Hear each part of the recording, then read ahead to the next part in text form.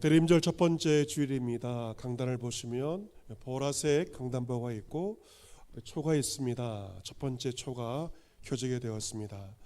세상의 빛으로 생명의 빛으로 이 땅에 찾아오신 우리 주 예수 그리스도가 주시는 참된 은혜와 평강이 대림절 첫 번째 주일배를 드린 성도 여러분과 여러분의 가정 가운데 충만하시기를 기원합니다. 아멘. 사람에게 음식이 주는 위로가 있습니다. 나에게 위로를 줄 때 그 음식을 가리켜서 소울푸드라고 부르기도 합니다. 우리가 음식을 먹는 이유는 물론 1차적으로 배고픔이기도 하지만 때로는 허한 마음을 채우기 위해서 음식을 먹기도 합니다. 연구 결과에 의하면 남성들은 우울함이 있을 때 먹는 것으로 우울함을 풀려고 한다고 합니다. 이성들은 왜 음식을 먹을까 하면 불안함을 이겨내기 위해서, 남성들은 우울함을 이기기 위해서, 이성들은 불안함을 이겨내기 위해서 마음이 허할 때 음식을 먹는다고 합니다. 요즘 사람들이 유튜브에 먹방에 열광을 합니다. TV 프로그램에도 먹방이 많고 유튜브에도 많은 사람들이 먹방 프로그램에 관심을 가지는 것을 보게 됩니다. 왜 많은 사람들이 유튜브 먹방에 열광을 할까? 그것은 바로 음식을 통하여 위로받기 위해서 그 프로그램을 보는 것이죠. 최근 들어 1인 가구가 더 많아지고 있습니다. 혼자 밥을 먹는 이른바 혼밥족이 늘고 있습니다. 아무리 좋은 음식도 혼자 먹으면 맛이 없는 법이죠. 먹방을 보고 있노라면 마치 그들과 함께하는 느낌이 들고 한 상에 앉아 밥을 먹는 느낌이 들기 때문에 외로운 현대인들이 먹방 프로그램에 열광을 하고 있는 것입니다. 이성들의 마음 한 구석에 하나의 음식이 떠오를 것입니다. 바로 떡볶이이죠. 여러분, 유자분들 떡볶이 좋아하시나요? 별로 좋아하지 않으신가요? 떡볶이 아마 좋아하실 겁니다. 때로 삶에 지치는 날이면 옛날 학교 앞에서 먹던 매콤한 떡볶이가 아마 떠오를 것입니다. 현실이 갑박할 때 어린 시절 동심으로 돌아가서 위로받고 싶어질 때 떡볶이 음식이 땡기는 것이죠. 이것저것 먹어도 허한 마음이 가시지 않는다면 어머니가 차려주어도 따뜻한 밥상이 절실해집니다. 구수한 된장찌개, 어머니표 얼큰한 김치찌개 한 숟가락을 또 먹으면 마치 어머니가 따뜻한 손길로 고생했다며 위로해 주는 느낌을 받게 됩니다. 그것은 단지 음식 한 스푼을 먹는 것이 아니라 위로 한 스푼을 먹는 것입니다. 한 스푼의 음식의 위로를 통하여 험난한 세상을 헤쳐나갈 위로와 힘을 우리가 얻게 됩니다. 오늘 본문의 말씀도 먹는 것과 관련되어 있는 말씀입니다. 오늘 본문은 예수님께서 갈릴리 해변 베세다 강야 빈들에서 보리떡 5개와 물고기 2마리로 남자만 5,000명을 먹이시는 오병이어의 기적을 배경으로 하고 있습니다.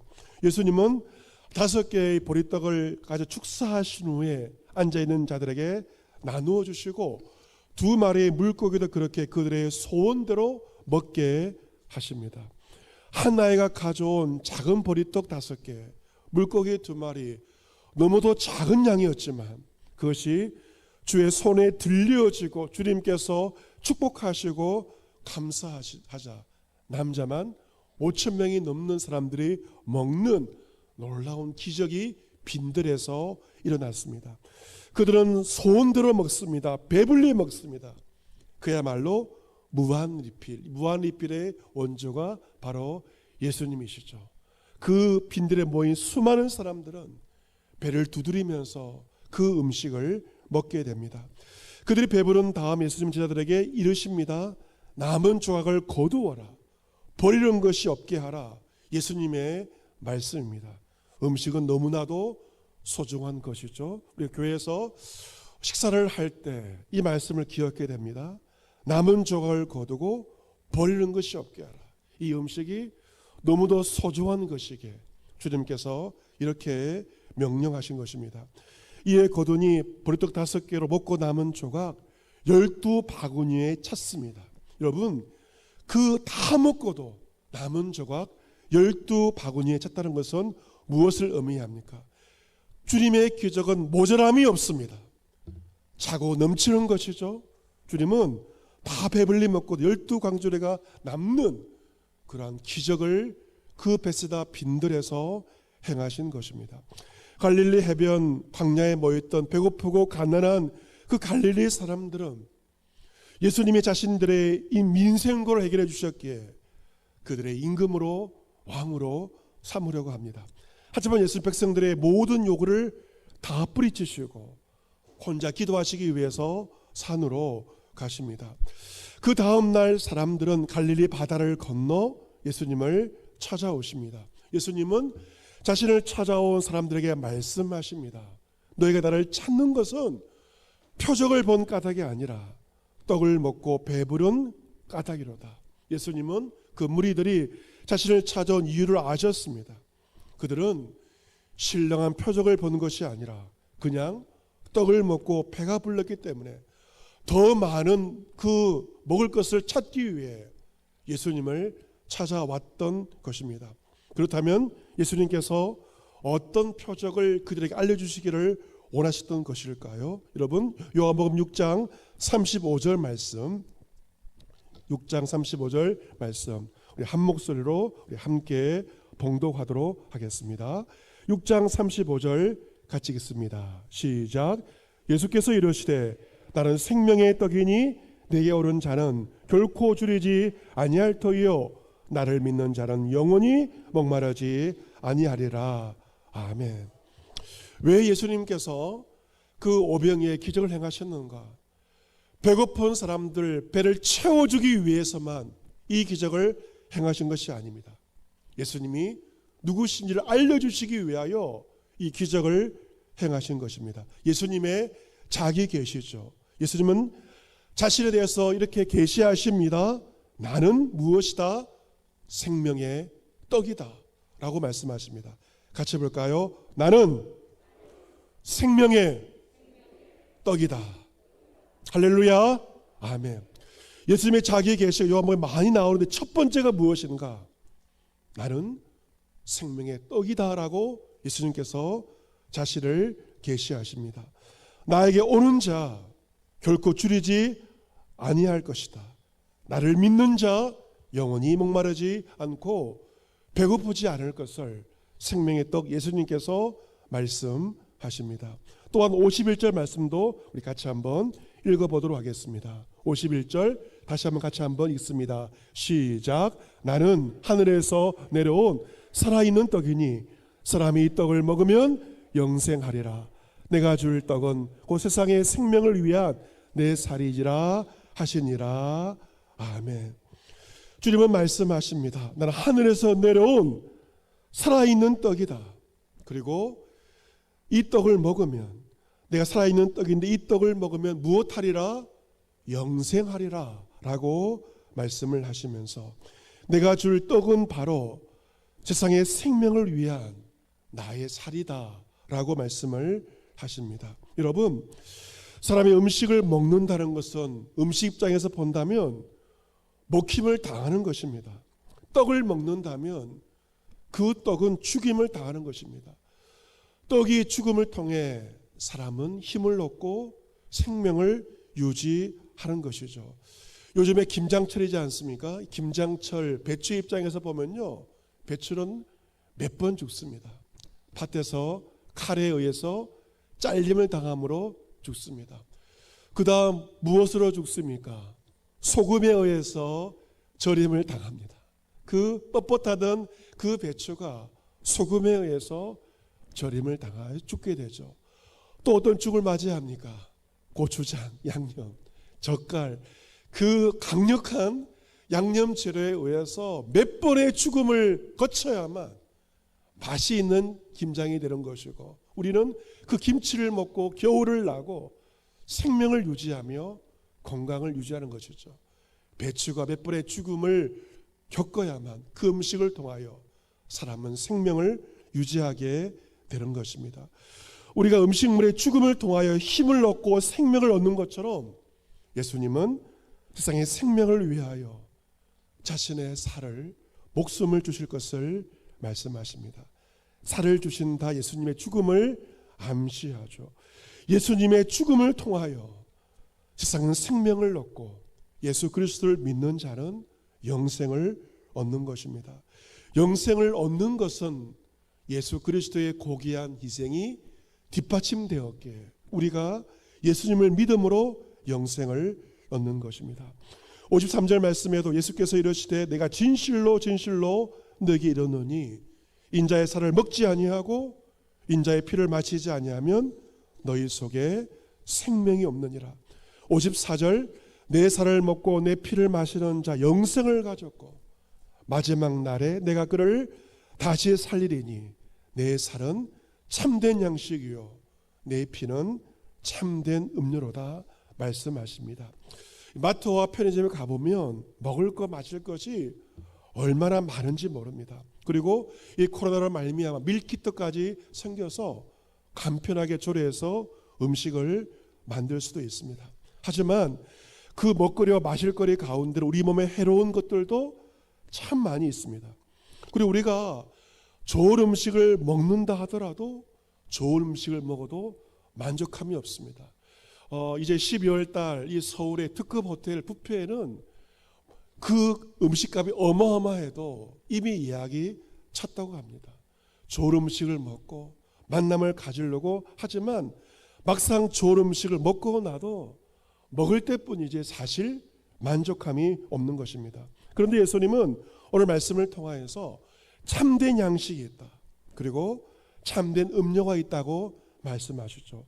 무엇이 참된 양식이요 참된 음료인가? 무엇이 우리에게 만족함을 주는가? 나의 살이 참된 양식이요 나의 피가 참된 음료라고 말씀하십니다. 본문 56절 57절에 내 살을 먹고 내 피를 마시는 자 내 안에 거하고 나도 그 안에 거하나니. 57절 살아계신 아버지께서 나를 보내심에 내 아버지로 말미암아 사는 것 같이 나를 먹는 그 사람도 나로 말미암아 살리라 말씀하십니다. 그가 내 안에 거하고 나도 그 안에 거한다. 이것은 주님과의 거룩하고 신령한 교제를 의미합니다. 우리가 성찬을 통하여 참된 양식 예수님의 살을 취하고 참된 음료 예수 그리스도의 피를 먹는다는 것은 예수님과의 거룩한 교제를 누리게 된다는 것입니다. 예수님께서 성부 하나님을 말미암아 사는 것처럼 그리스도인들은 이 성찬을 통하여 예수님을 인하여 살게 되는 것입니다.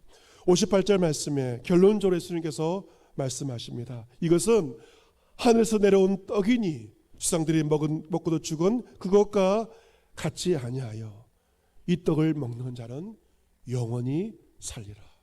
이 떡을 먹는 자 영원히 살리라. 이것이 예수님의 설교의 마지막 결론입니다. 여러분 세상에 그 누구도 이렇게 말하는 사람 한 명도 없습니다.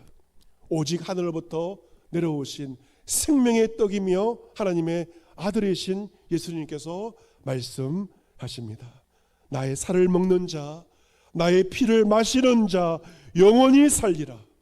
주님의 살과 피가 영생의 양식입니다. 여러분 이 예수님의 설교를 들은 사람들의 반응이 어떠하였을까? 그 반응을 보시면 그때부터 그의 제자 중에서 많은 사람이 떠나가고 다시 그와 함께 다니지 아니하였다. 이 말씀이 너무 어렵다라고 사람들의 반응이 그렇게 나와 있습니다. 내가 생명의 떡이다 설교를 듣고 많은 제자들이 예수님을 떠나가고 발을 끊어버립니다. 작은 제자가 아니라 많은 제자가 예수님을 떠나가 버렸습니다. 왜 그들이 떠나갔을까요? 그들에게는 예수님 말씀하신 영생의 소망보다는 당장 그들의 주린 배를 채울 수 있는 먹을 거리가 필요했던 것입니다. 그들은 먹을 것을 소망하며 찾아왔는데 예수님이 또 한 번의 기적을 행하지 않고 영생의 양식을 설교하시자 많은 사람들은 실망하고 예수님을 떠나가 버렸습니다. 그리고 남아있는 자 12명의 제자에 불과했습니다. 남자만 5,000명이 몰려들었지만 예수 그리스도의 설교를 들은 다음에 다 떠나버리고 남아있는 자는 12명에 불과합니다. 예수님은 남아있는 12명에게 말씀하십니다. 묻습니다. 너희도 가려느냐? 그때 시몬 베드로가 대답합니다. 주여, 영생의 말씀이 주님께 있사오매 우리가 누구에게로 가오리까? 베드로는 말합니다. 다른 사람들 떠나가도 우리는 떠나가지 않겠습니다. 영생의 말씀이 주님께 있기 때문에 다른 누구에게로 결코 가지 않겠다고 베드로가 답을 합니다. 그리고 69절에 베드로가 고백하죠. 우리가 주는 하나님의 거룩하신 자이신 줄 믿고 알아사옵나이다. 주님이 바로 하나님의 거룩하신 자이며 하나님의 아들이기에 우리는 결코 당신을 떠나지 않겠습니다. 베드로와 제자들에게는 육신의 그 양식보다는 영성의 양식인 예수님과 그의 말씀이 더 소중하였던 것입니다. 주님은 지금도 저와 여러분에게 묻습니다. 너희도 가라느냐? 이 코로나로 말미암아 육신의 잘됨과 육신의 양식을 기대하고 주께 나왔던 자들 가운데 주를 떠나는 자들도 있습니다. 주님은 우리에게 질문합니다. 너희도 가려느냐? 베드로의 고백이 저와 여러분의 고백이 되기를 원합니다. 영생의 말씀이 주께 있사오매 우리가 어디로 가오리까? 주님은 하나님의 거룩하신 자이십니다. 아멘.